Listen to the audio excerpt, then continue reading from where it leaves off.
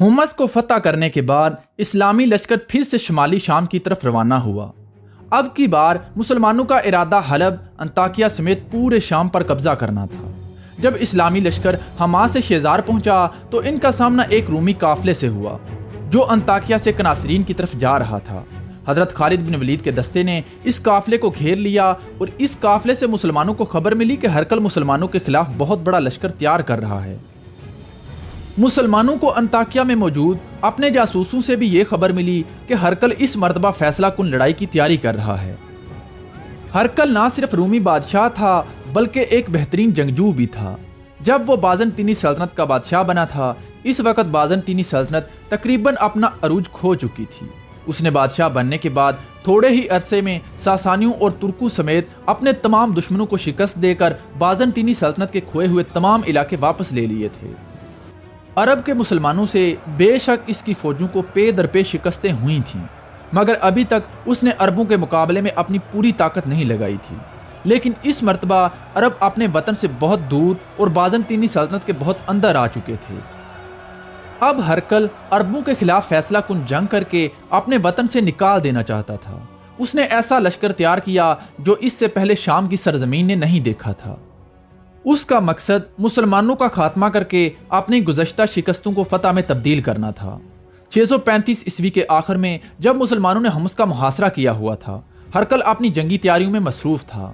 اس نے سلطنت کے تمام صوبوں سے فوجیں اکٹھا کرنا شروع کر دیں۔ اس فوج میں شہزادے، رئیس اور چرچ کے پادری تک شامل تھے۔ مئی 636 عیسوی تک انطاکیہ اور اس کے قرب و جوار میں 1.5 لاکھ کا رومی لشکر جمع ہو چکا تھا۔ اس لشکر میں روسی، سلاوی، فرینک، رومی، یونانی، ارمینیائی، جورجین اور عرب عیسائیوں کی فوج کے دستے شامل تھے۔ اس رومی لشکر کی کمان ارمینیا کا بادشاہ وہان، جسے کچھ مورخین نے مہان اور حامان بھی لکھا ہے، روسی شہزادہ کناتیر، غسانی بادشاہ جبلہ بن انہم، گریگری اور درجان کر رہے تھے۔ وہان اپنے ارمینیائی دستوں کی کمان کر رہا تھا، جبکہ جبلہ کے پاس خصوصی طور پر عیسائی عربوں کی فوج تھی۔ کناتیر نے روسی اور سلاوی دستوں کی کمان سنبھال رکھی تھی اور باقی یورپی دستے گریگری اور درجان کی قیادت میں تھے۔ ہرقل نے مسلمانوں پر حملہ کرنے کے لیے اس رومی لشکر کو 30 ہزار کے 5 حصوں میں تقسیم کیا اور اس پوری رومی فوج کا سپہ سالار وہان کو مقرر کیا۔ اسلامی لشکر اس وقت شام، اردن اور فلسطین میں بکھرا ہوا تھا۔ حضرت ابو عبیدہ اور خالد بن ولید اپنے دستوں کے ساتھ شمالی شام میں تھے، حضرت شرحبیل بن حسنہ اردن میں، حضرت عمر بن عاص فلسطین میں، جبکہ حضرت یزید بن ابی سفیان کیسریہ کا محاصرہ کیے ہوئے تھے۔ اسلامی لشکر 4 حصوں میں تقسیم تھا۔ اس صورتحال میں اسلامی لشکر اس قدر غیر محفوظ تھا کہ رومی انہیں ایک ایک کر کے ختم کر سکتے تھے۔ شاید ہرقل کا بھی یہی منصوبہ تھا۔ ہرقل نے کیسریہ میں سمندری راستے مزید فوج بھیج کر وہاں بھی 40 ہزار کا لشکر جمع کر لیا تھا تاکہ یزید بن ابی سفیان کے دستوں کو وہاں مصروف رکھا جائے اور ضرورت پڑنے پر اس لشکر سے اردن اور فلسطین میں مسلمانوں پر حملہ کیا جا سکے۔ ہرقل کے ان تمام منصوبوں کی خبر اسلامی لشکر تک پہنچ چکی تھی۔ حضرت ابو عبیدہ نے اپنے سالاروں کو اکٹھا کیا اور ان سے مشورہ لیا۔ زیادہ تر مسلمان شام میں رہ کر یا آگے بڑھ کر حملہ کرنے کے حق میں تھے، لیکن حضرت خالد بن ولید نے مشورہ دیا کہ ہمیں اپنے تمام دستوں کو ایک جگہ اکٹھا کرنا چاہیے اور پیچھے ہٹ کر عرب کی سرحد کے قریب رومیوں سے لڑنا چاہیے۔ اس کا ایک فائدہ تو یہ ہوگا کہ ہم مدینہ کے قریب ہوں گے اور ہمیں کمک بھی جلدی پہنچ جائے گی۔ اس کے علاوہ خلیفہ حضرت عمر فاروق رضی اللہ تعالی عنہ سے خط و کتابت میں بھی آسانی پیدا ہو جائے گی۔ دوسرا، خدا نہ کرے کہ ہمیں شکست کا سامنا کرنا پڑ جائے تو ہمارے عقب میں صحرا ہوگا اور ہم صحرا میں پیچھے ہٹ جائیں گے۔ رومی فوجیں نہ تو صحرا میں ہمارا مقابلہ کر سکیں گی اور نہ ہی ہمارا پیچھا کرنے کی ہمت کریں گی۔ لیکن اگر ہمیں یہاں کسی ایسی صورتحال کا سامنا کرنا پڑ گیا تو ہم پسپا ہونے کے بھی قابل نہیں رہیں گے۔ رومیوں کا مقابلہ کرنے کے لیے حضرت خالد بن ولید نے جابیہ کے میدان کا انتخاب کیا اور حضرت ابو عبیدہ کو بتایا کہ جابیہ عرب کی سرحد کے قریب ہونے کے علاوہ ہمارے لیے اس لیے بھی فائدہ مند ہے کہ وہاں ہمارے جانوروں کے لیے چارے اور پانی کی کوئی کمی نہیں ہے۔ جابیہ کے میدان میں ہمارے گھڑ سوار دستے بھی گھوم پھر کر لڑ سکتے ہیں۔ حضرت ابو عبیدہ نے خالد بن ولید کے مشورے پر عمل کرتے ہوئے خلیفہ حضرت عمر کو ان کے حالات کی خبر دی اور تمام اسلامی دستوں کو لکھا کہ وہ جابیہ میں اکٹھے ہو جائیں، اور خود بھی اپنے دستے کے ساتھ جابیہ کی جانب روانہ ہو گئے۔ انہوں نے اپنے سالاروں کو یہ بھی لکھا کہ تمام شہروں کو ان کی جزیے کی رقم بھی واپس کر دو۔ شیزار، ہومس، حما، دمشق سمیت تمام شہروں کو جزیے کی رقم واپس کر دی گئی، جس نے وہاں کے مقامی باشندوں کو بڑا متاثر کیا۔ مسلمانوں کے مقابلے کے لیے ہرقل نے رومی فوج کے پہلے دستے کو قناطیر کی قیادت میں بیروت کے راستے دمشق کی جانب روانہ کیا۔ دوسرے دستے کو غسانی بادشاہ جبلہ کی قیادت میں حما کے راستے ہومس کی طرف روانہ کیا۔ تیسرے دستے کو دیرجان کی قیادت میں حلب کے راستے ہومس کی طرف روانہ کیا۔ چوتھے دستے کو گریگری کی قیادت میں شمال مشرق کی طرف سے ہومس پر حملے کے لیے روانہ کیا۔ پانچویں اور آخری دستے کو، جس کی کمان اس لشکر کا سپہ سالار وہان کر رہا تھا، اسے جبلہ کے دستوں کے پیچھے محفوظہ کے طور پر رکھا گیا۔ ہرقل سب سے پہلے ہومس میں حضرت ابو عبیدہ اور خالد بن ولید کے دستوں کو گھیر کر ختم کرنا چاہتا تھا، مگر جب رومی فوج ہومس میں پہنچی تو انہیں خبر ملی کہ مسلمان وہاں سے نکل کر جابیہ کی طرف چلے گئے ہیں، جہاں پر اسلامی لشکر اکٹھا ہو رہا ہے۔ لہذا رومی فوج مسلمانوں کا پیچھا کرتے ہوئے جابیہ کی طرف روانہ ہو گئی۔ حضرت خالد بن ولید اپنے 4000 کے گھڑسوار دستے کے ساتھ اسلامی لشکر کے عقب میں سفر کر رہے تھے۔ جب رومی لشکر کا ہر اول دستہ ان کے قریب پہنچا تو انہوں نے پلٹ کر اس پر حملہ کر دیا۔ تھوڑی دیر لڑائی ہونے کے بعد رومی فوج کا ہر اول دستہ پیچھے ہٹ گیا، جس کی وجہ سے رومی فوج محتاط ہو گئی اور اپنی رفتار سست کر دی۔ تمام اسلامی دستوں کے اکٹھا ہونے کے بعد حضرت ابو عبیدہ نے اپنے سالاروں کو اکٹھا کیا اور ان سے مشورہ کیا۔ اسلامی لشکر حضرت خالد بن ولید کے مشورے کے مطابق جابیہ کے قریب یرموک کے میدان میں خیمہ زن ہوا۔ اسلامی لشکر کے یرموک میں پہنچنے کے بعد رومی دستے بھی یرموک کے میدان میں پہنچنا شروع ہو گئے۔ جب تمام رومی فوج مسلمانوں کے سامنے پہنچی تو اسی دوران انطاکیہ سے رومی سپہ سالار وہان کے پاس ہرقل کا پیغام آیا کہ جنگ شروع کرنے سے پہلے مسلمانوں سے صلح کی کوشش کرو۔ اگر وہ مال و دولت کے بدلے میں ہماری سرزمین سے نکل جائیں تو ان سے صلح کر لو۔ اگر پھر بھی بات نہ بنے تو عیسائی عربوں سے کہو کہ ان سے صلح کی بات کریں۔ وہان نے ہرقل کے حکم کے مطابق اپنے سالار گریگری کو صلح کا پیغام لے کر بھیجا، مگر مسلمانوں نے صلح کرنے سے انکار کر دیا۔ اس کے بعد اس نے عیسائی عربوں کے بادشاہ جبلہ کو بھیجا، مگر وہ بھی ناکام واپس لوٹا۔ اب یہ بات تو طے تھی کہ جنگ ہو کر رہے گی، اور اسی جنگ نے فیصلہ کرنا تھا کہ شام کی سرزمین رومیوں کے پاس رہے گی یا عربوں کے پاس۔ دریائے یرموک کے کنارے لڑی جانے والی اس فیصلہ کن جنگ نے نہ صرف شام بلکہ پوری دنیا کی تاریخ کا پانسا پلٹ دیا۔ صلح کی ناکام کوشش کے بعد دونوں لشکر کئی دن تک یرموک کے میدان میں ایک دوسرے کی طرف سے حملے کی پہل کا انتظار کرتے رہے۔ اسی دوران مسلمانوں کو مدینہ سے مزید 6000 یمنی سپاہیوں کی کمک بھی پہنچ گئی۔ اس جنگ میں مسلمانوں کی تعداد 30 سے 40 ہزار کے درمیان تھی، جس پر زیادہ تر مورخین کا اتفاق ہے۔ اس اسلامی لشکر میں 1000 صحابہ کرام اور 100 بدری صحابی تھے۔ رومی لشکر کی تعداد میں مورخین کا بہت زیادہ اختلاف ہے۔ عرب مورخین نے رومی لشکر کی تعداد 3 لاکھ تک لکھی ہے، جبکہ مغربی مورخین نے رومی لشکر کی تعداد 15 سے 20 ہزار بھی لکھی ہے۔ لیکن یہ بات ممکن ہی نہیں کہ جو سلطنت 3 بر اعظموں پر پھیلی ہوئی تھی، اس نے عربوں کے خلاف اپنی پوری طاقت جمع کی، اور وہ بھی صرف 15 سے 20 ہزار۔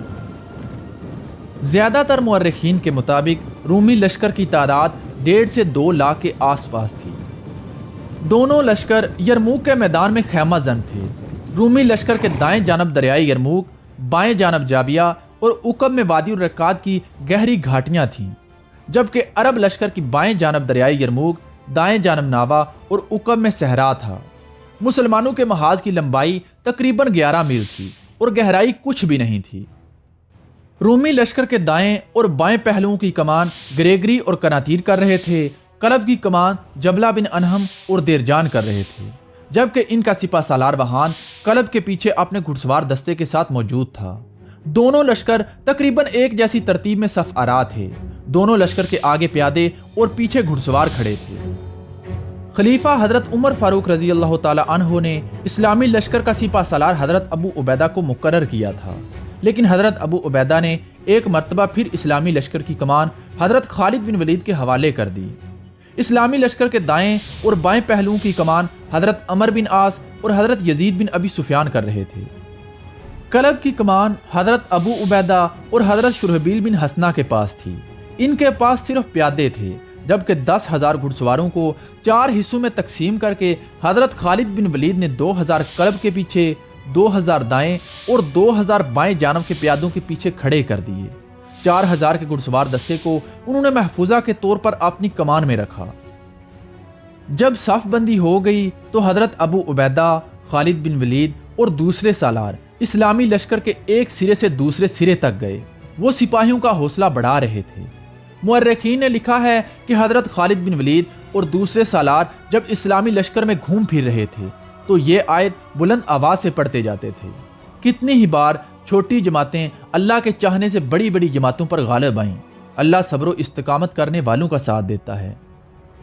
جب دونوں لشکر جنگ کی ترتیب میں ایک دوسرے کے سامنے صف آرا ہو گئے تو رومی لشکر سے ایک رومی سالار جار نکل کر میدان میں آیا اور بلند آواز سے کہا، کیا خالد بن ولید میں ہمت ہے کہ میری تلوار کا مقابلہ کر سکے؟ حضرت خالد بن ولید اس کا مقابلہ کرنے کے لیے آگے آئے، لیکن ان کے قریب آنے پر بھی جارج نے تلوار کی طرف ہاتھ نہیں بڑھایا۔ جب حضرت خالد بن ولید بالکل اس کے قریب آ گئے تو اس نے حضرت خالد بن ولید سے کہا کہ جھوٹ نہ بولنا کہ جنگجو جھوٹ نہیں بولا کرتے، اور دھوکہ بھی نہ دینا کہ اعلیٰ نسل کے لوگ دھوکہ نہیں دیا کرتے۔ کیا میں اسے سچ سمجھوں کہ تیرے رسول کو خدا نے آسمان سے تلوار بھیجی تھی، یہ تلوار تیرے رسول نے تجھے دی، اور جب یہ تیرے ہاتھ میں ہوتی ہے تو دشمن کو شکست دے دیتا ہے۔ حضرت خالد بن ولید نے کہا کہ یہ سچ نہیں ہے۔ جارج نے کہا، پھر تجھے اللہ کی تلوار کیوں کہا جاتا ہے؟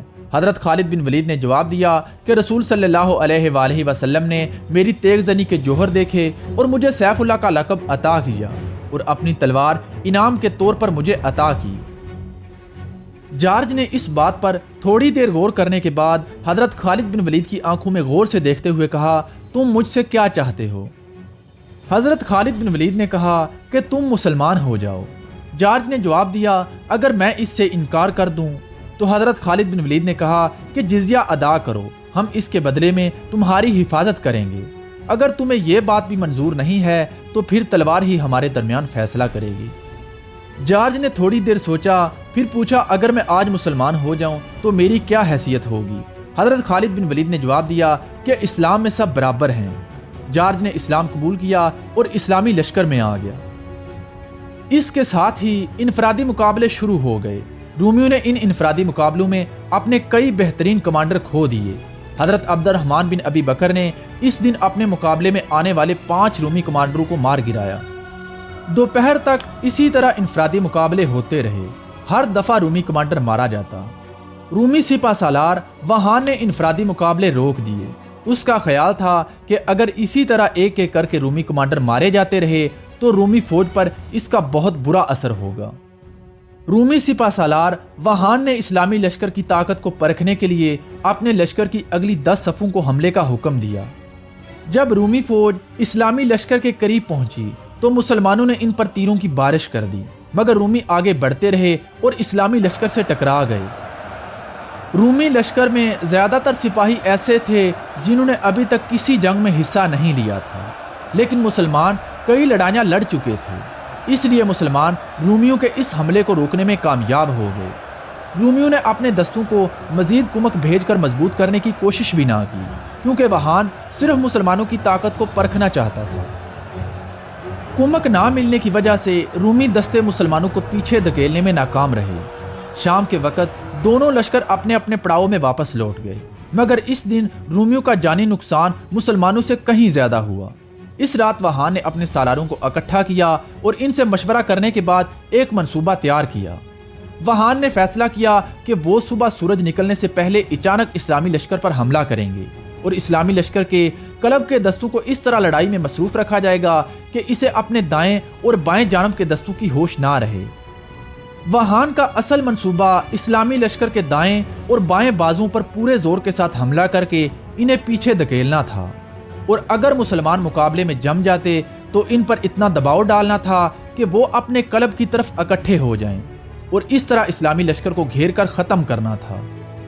اگلے دن سورج نکلنے سے پہلے ہی رومی لشکر نے حملہ کر دیا۔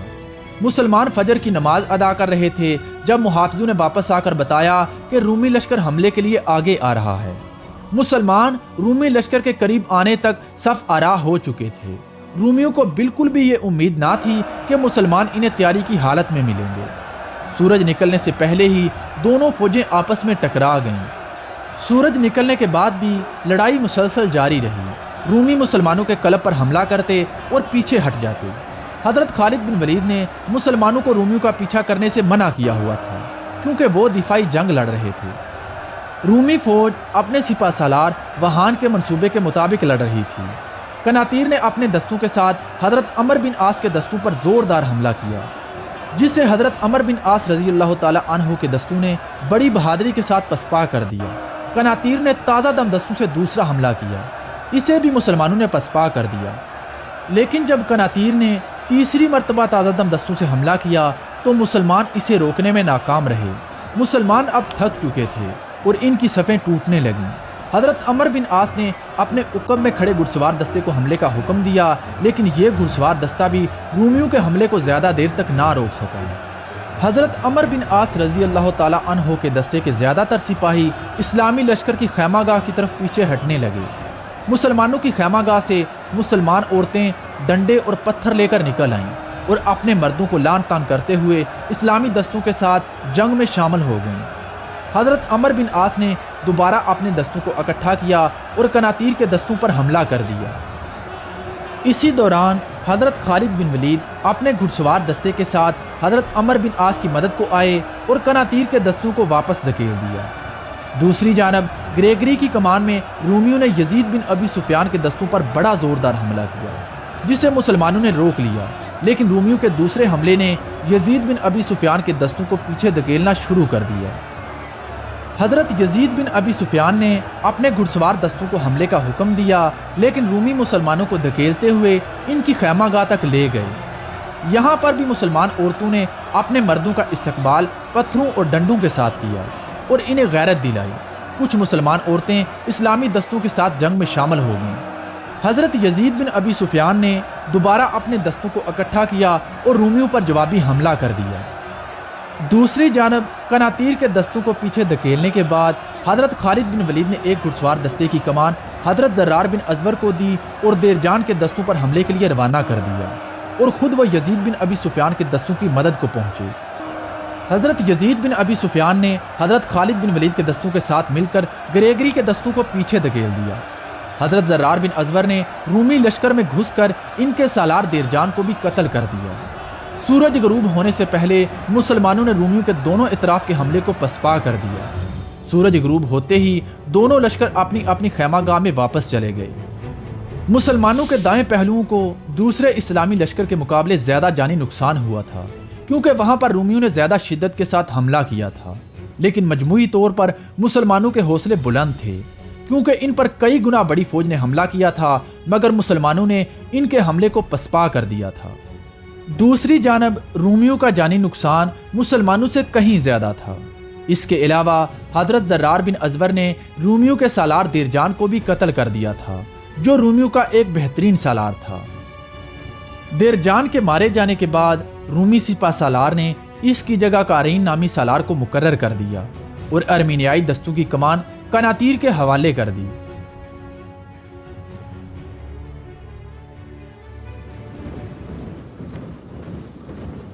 جنگ کے تیسرے دن سب سے پہلا حملہ قارین کے دستوں نے کیا، جو حضرت ابو عبیدہ کے دستوں کے سامنے تھے۔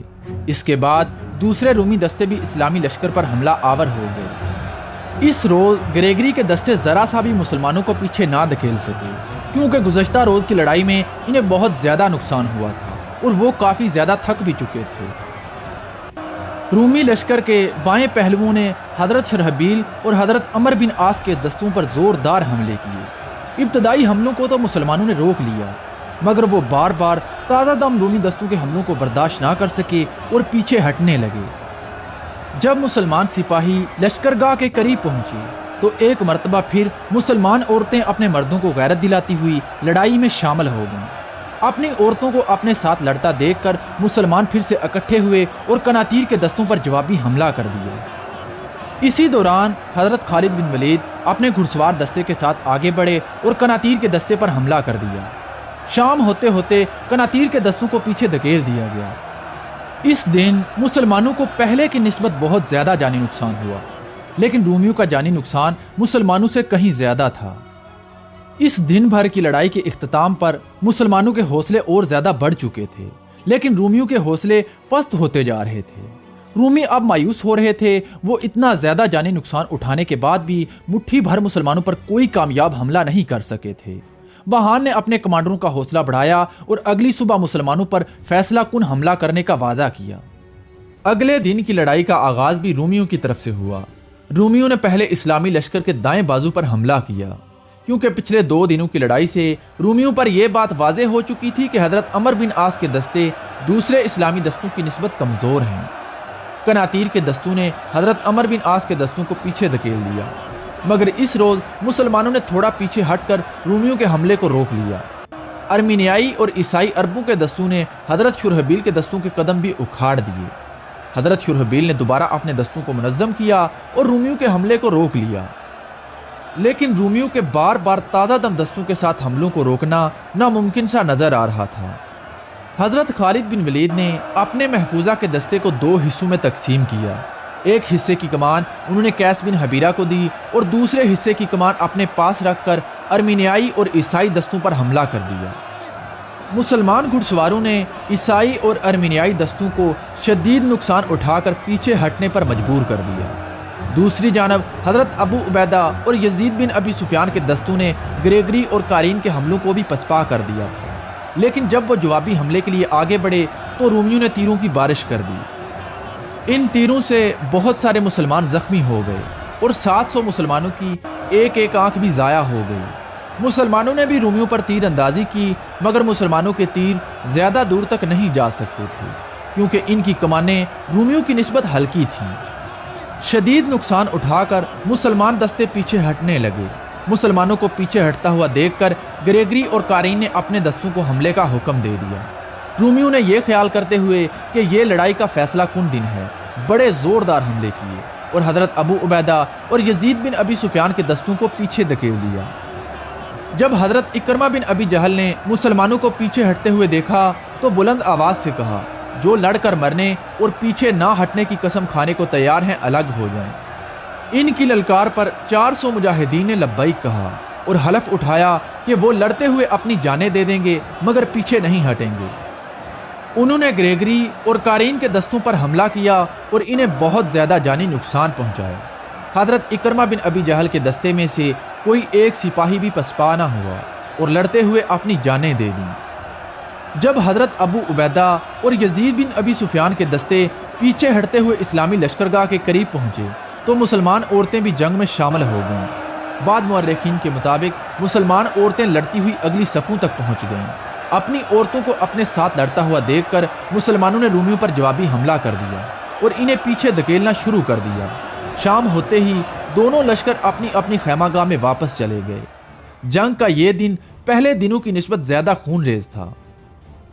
اگلے دن پھر سے ایک مرتبہ دونوں فوجیں ایک دوسرے کے سامنے صف آرا ہوئیں۔ ہر مرتبہ رومیوں کی طرف سے حملے میں پہل ہوتی تھی، کیونکہ مسلمان ابھی تک دفاعی جنگ لڑ رہے تھے۔ ان کی تعداد رومیوں سے بہت تھوڑی تھی، مگر اس دن کسی طرف سے کوئی حملہ نہ ہوا۔ 1-2 گھنٹہ گزرنے کے بعد رومی لشکر سے ایک آدمی نکلا اور حضرت ابو عبیدہ کے پاس آ کر بتایا کہ میں رومی سپہ سالار وہان کا سفیر ہوں۔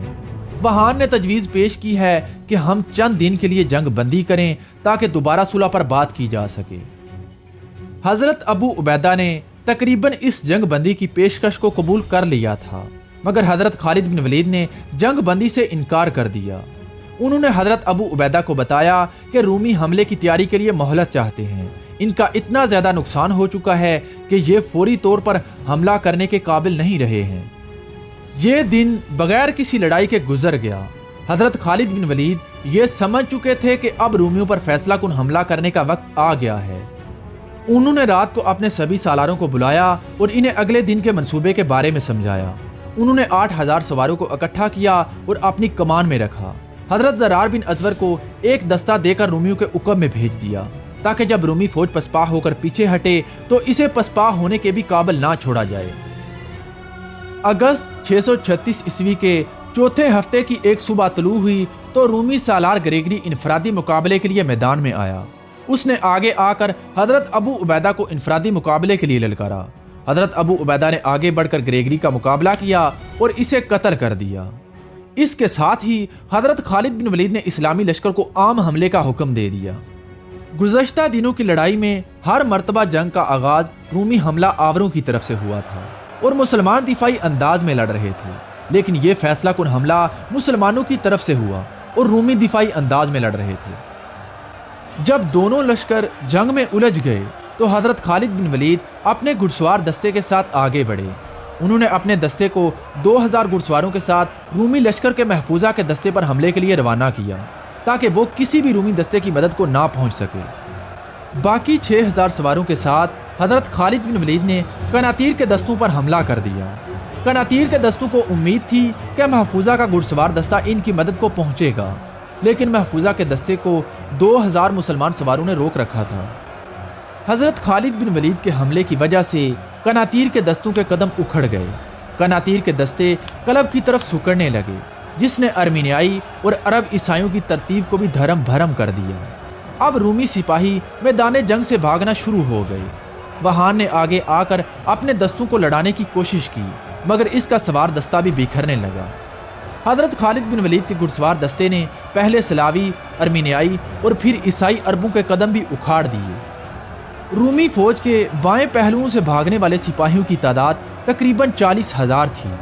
40,000 रूमियों का ये सैलाब अपने साथ रूमी सिपासालार वहान और इसके घुड़सवार दस्ते को भी बहाकर ले गया। हालांकि वहान अभी मैदान जंग नहीं छोड़ना चाहता था। दूसरी जानब रूमी लश्कर का दाएं बाजू भी पसपा हो रहा था, लेकिन इनकी रफ्तार बहुत सुस्त थी।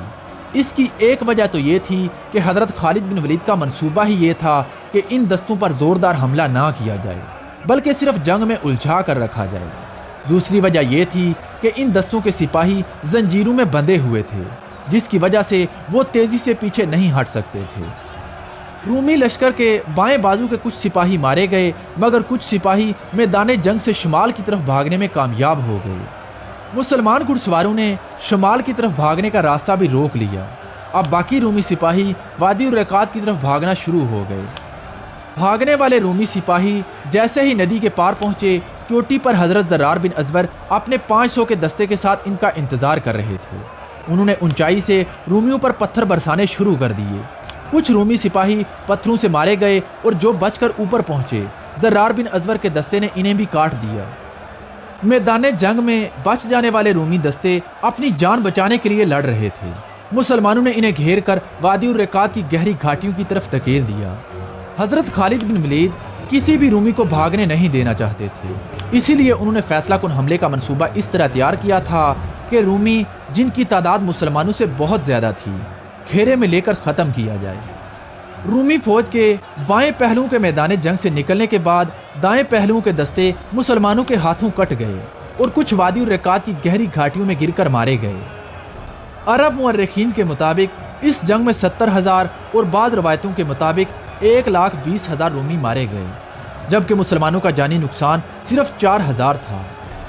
यरमूक की ये लड़ाई मुसलमानों की फतह और रूमियों की इबरतनाक शिकस्त के साथ ख़त्म हो गई।